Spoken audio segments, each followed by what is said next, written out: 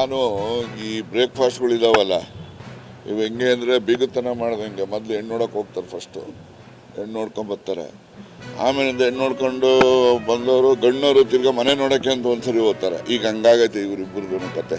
ನಡೀರಿ. ಅಲ್ಲ sir, result ಏನು ಸರ್? ಈಗ ಪವರ್ ಶೇರಿಂಗ್ ಆಗೋಯ್ತು ಅನ್ನೋ ರೇಂಜಿಗೆ ಹೋಗ್ತದೆ, ಬದಲಾವಣೆ ಆಗ್ತಾರೆ ಅನ್ನೋ ಥರ ಹೋಗಿ ಎಲ್ಲವೂ ರಿವರ್ಸ್ ಆಗೋ ಥರ ಕಾಣ್ತಿದೆ. ಯಾವುದು ಏನಿದೆ ನೋಡಿ, ಯಾವುದು ರಿವರ್ಸ್ ಆಗಕ್ಕೆ ಇರೋದು ಯಾವುದು ರಿವರ್ಸ್ ಆಗಲ್ಲ. ಇರೋದೇನಿದೆ ಮುಂದುವರ್ಕೊಂಡು ಹೋಗ್ತದೆ. ಕ್ರಾಂತಿ ಆಗುತ್ತೆ ಎಲ್ಲ ಆಗಿದೆಯಲ್ಲ, ಶಾಂತಿ ಆಯ್ತಲ್ಲ. ಈಗ ಹಳ್ಳಿಗಳಲ್ಲಿ ಏನಾದರೂ ಶಾಂತಿ ಆಗಬೇಕು ಅಂದರೆ ಕೋಳಿ ಕುರಿ ಕತ್ತರಿಸಿ ಶಾಂತಿ ಮಾಡ್ತಾರೆ. ಈಗ ಹಂಗೆ ಎರಡು ಮನೆಗೂ ಆಗೋವಲ್ಲ ಶಾಂತಿ. ಅದರಿಂದ ಮುಂದಕ್ಕೆ ಯಾವುದೂ ಇಲ್ಲ. ಬದಲಾವಣೆ ಇದ್ರೆ ಹೈಕಮಾಂಡ್ ಅವ್ರು ಹೇಳ್ತಾರೆ, ಬದಲಾವಣೆ ಇಲ್ಲ ಅಂತ ನಾವು ತಿಳ್ಕೊಂಡಿದ್ದೀವಿ. ಇದ್ರೆ ಅವ್ರು ಹೇಳ್ತಾರೆ. ಸಚಿವ ಸಂಪುಟ ನಾನು ಮೊದಲು ಹೇಳಿದ್ದೀನಿ, ಸಚಿವ ಸಂಪುಟ ಏನು ಬೆಳಗಾವಿ ಅಧಿವೇಶನದ ನಂತರ ಆಗ್ತದೆ ವಿಸ್ತರಣೆ. ದಲಿತ ಈಗ ನಾನು ವಾದ ಮಾಡ್ತಕ್ಕಂಥದ್ದು, ಅನಿವಾರ್ಯವಾಗಿ ಏನಾದರೂ ಸಿದ್ದರಾಮಯ್ಯನವರ ಪದಚ್ಯುತಿ ಆದಾಗ ದಲಿತ CM ಡಾಕ್ಟರ್ ಪರಮೇಶ್ವರ್ ಆಗಬೇಕು ಅಂತಕ್ಕಂಥದ್ದು ಸ್ಪಷ್ಟ ಅಭಿಪ್ರಾಯ ಹೇಳಿದೆ. ಈ ಒಂದು ರಾಜ್ಯ ಸರ್ಕಾರದ ರೈತ ವಿರೋಧಿ ಧೋರಣೆಯಿಂದ ಇವತ್ತು ರೈತರಿಗೆ ಆಗ್ತಿರ್ತಕ್ಕಂಥ ಒಂದು ದೊಡ್ಡ ಅನಾಹುತ. ಇವತ್ತು ರೈತರು ಮಾಡೋ ಕೆಲಸ ಬಿಟ್ಟೆಲ್ಲ ಗುಳೆ ಹೋಗೋವಂತ ಕೆಲ್ಸಕ್ಕೆ ಬಂದಿದ್ದಾರೆ. ಇವತ್ತು ರೈತರು ಯಾರು ಊರುಗಳಲ್ಲಿಲ್ಲ, ಎಲ್ಲ ಗಾರ್ಮೆಂಟ್ಸ್ ಅಲ್ಲಿ ನೋಡ್ಕೊಂಡು ಊರು ಬಿಟ್ಟು ಹೋಗ್ತಿದ್ದಾರೆ.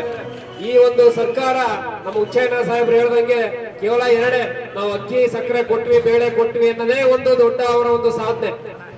ಇವರು ಒಂದೇ ಒಂದು ನೀರಾವರಿ ಯೋಜನೆ ದುಡ್ಡು ಕೊಟ್ಟಿಲ್ಲ, ಒಂದೇ ಒಂದು ರಸ್ತೆ ಮಾಡಕ್ ದುಡ್ಡು ಕೊಡ್ಲಿಲ್ಲ. ಈ ರೈತಾಪಿ ಬಂಧುಗಳು ಸಾಯ್ತಾ ಇದ್ರು ಕೂಡ ಏನಿಂದ ಯಡಿಯೂರಪ್ಪನವರು 6,000 ಮೋದಿಯವರು ಕೊಡ್ತಿರೋ ಜೊತೆಗೆ 4,000 ಕೊಡ್ತಿರೋ, ಇವೆಲ್ಲವೂ ಕೂಡ ಎಲ್ಲೋ ಒಂದು ಕಡೆ ರೈತ ವಿರೋಧಿ ಒಂದು ಧೋರಣೆಯಲ್ಲಿ ಇವರು ಕೇವಲ ಓಟ್ ಗಿಟ್ಟಿಸ್ಕೊಳ್ಳೋಕ್ಕೋಸ್ಕರ ಕೇವಲ ಒಂದು ನಮ್ಮ ಭಾಗ್ಯಗಳು ಅಂತ ಅದ್ರ ವಿರುದ್ಧವಾಗಿ ನಾನೇನು ಹೇಳ್ತಿಲ್ಲ, ಆದ್ರೆ ಫ್ರೀ ಬೀಸ್ ಎಲ್ಲ ಒಂದ್ ಕಡೆ ಓಟ್ ಗಿಟ್ಟಿಸ್ಕೊಳ್ಳೋಕೆ ಮಾತ್ರ ಇವರು ರಾಜಕೀಯ ಮಾಡ್ತಿದ್ರೆ ಹೊರತು ದೇಶದ ಬೆನ್ನೆಲುಬಾದಂತ ರೈತರನ್ನ ಮಾಡ್ತಿದ್ದಾರೆ. ಈಗ ತಾನೇ ಉಚ್ಚನವ್ರು ಹೇಳಿದ್ರು, ಹಿಂದೆ ಯಡಿಯೂರಪ್ಪನವರು ರೈತ ಬಜೆಟ್ ಅನ್ನೇ ಒಂದು ಕೃಷಿ ಬಜೆಟ್ ಅನ್ನ ಮಂಡಿಸಿದ್ರು ಅಂತ. ಯಡಿಯೂರಪ್ಪನವ್ರು ಯಾವುದೇ ಒಂದು ಭಾಷಣ ಶುರು ಮಾಡಿದಾಗ ಕೂಡ ರೈತರು ಒಂದು ಕಣ್ಣಿದ್ದಾಗ ನನಗೆ ಮತ್ತೊಂದು ಕಣ್ಣು ನೇಕಾರು, ರೈತರು ಮತ್ತು ನೇಕಾರು ನನ್ನ ಎರಡು ಕಣ್ಣಿದ್ದಂತೆ ಅಂತ ಅವ್ರು ಯಾವುದೇ ಭಾಷಣ ಶುರು ಮಾಡಿದ್ರು ಕೂಡ ಹೇಳದಂತದ್ದು.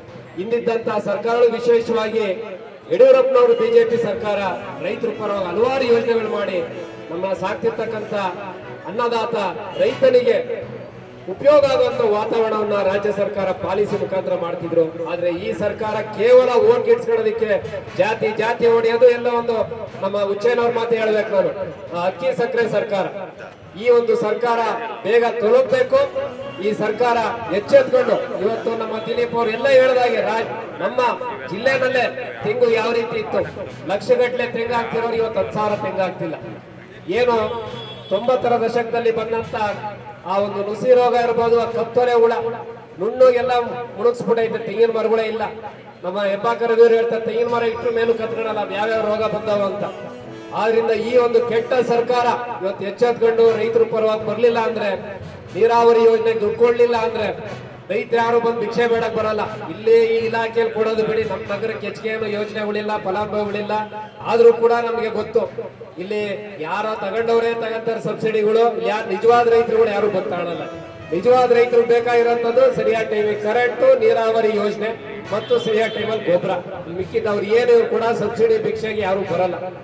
ಆದ್ರಿಂದ ನಾವೆಲ್ಲರೂ ಕೂಡ ಒತ್ತಾಯ ಮಾಡೋದು, ಈ ಒಂದು ಕೆಟ್ಟ ಸರ್ಕಾರಕ್ಕೆ ರೈತರ ಪರವಾದಂತ ಪಾಲಿಸಿಗಳು ಮಾಡಿ, ಇಲ್ಲ ಅಂದ್ರೆ ರೈತರ ನೇತೃತ್ವದಲ್ಲಿ ಸರ್ಕಾರನ ಕಿತ್ತೋಗೋದ್ರಲ್ಲಿ ಯಾವುದೇ ಅನುಮಾನ ಇಲ್ಲ ಅಂತ ಹೇಳ್ತಾ, ಈ ಸಂದರ್ಭದಲ್ಲಿ ಭಾರತೀಯ ಜನತಾ ಪಾರ್ಟಿ ರಾಜ್ಯಾದ್ಯಂತ ಮಾಡ್ತಿರುವಂತಹ ಈ ಹೋರಾಟಕ್ಕೆ ರೈತರು ಜಯವಾಗ್ಲಿ ಅಂತ ನಾನು ಈ ಸಂದರ್ಭದಲ್ಲಿ ಹೇಳಿ ನನ್ನ ಮಾತು ಮುಗಿಸ್ತೀನಿ. ಧನ್ಯವಾದಗಳು.